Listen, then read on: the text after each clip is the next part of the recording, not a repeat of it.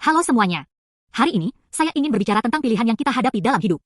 Apakah kita akan berdiri di pihak ketidakadilan, atau di pihak keadilan? Ada orang yang meninggalkan hati nurani mereka dan memilih mengikuti jalan ketidakadilan demi keuntungan pribadi mereka. Dalam 1 Samuel 22:8-10, ketika Raja Saul menawarkan hadiah dan mendorong orang untuk melaporkan keberadaan Daud, orang Edom berkata, "Aku melihat anak Isai, Daud, pergi kepada Ahimelech, anak Ahitub, imam di Nob." Ahimelech meminta petunjuk Tuhan untuknya, memberinya makanan, dan bahkan memberikan pedang Goliat orang Filistin kepadanya.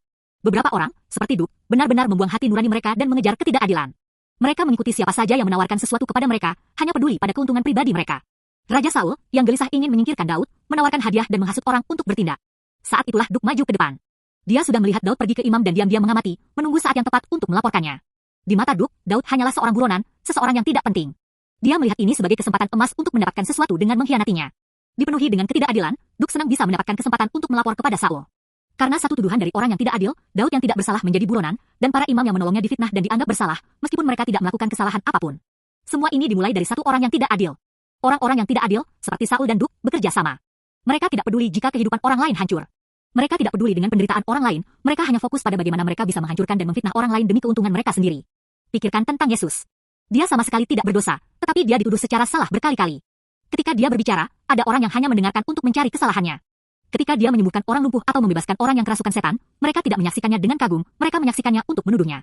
Mereka bahkan mengarang kebohongan dan tuduhan untuk menyalibkan Yesus, tetapi Yesus tetap diam dan mati tanpa dosa. Terkadang, kita juga mengalami tuduhan palsu, disalahkan atas sesuatu yang tidak pernah kita lakukan, dan itu membuat kita marah serta frustrasi.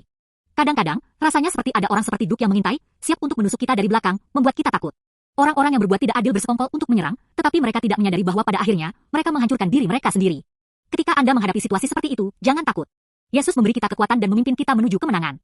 Mereka yang ada dalam Yesus Kristus dapat hidup dengan membangun orang lain, bukan menghancurkan mereka. Hari ini, saya berharap Anda tidak menjadi seseorang yang merusak orang lain demi keuntungan sesaat atau rencana egois, tetapi menjadi seseorang yang menguatkan dan memberi manfaat bagi orang lain, menjalani kehidupan yang benar-benar luar biasa.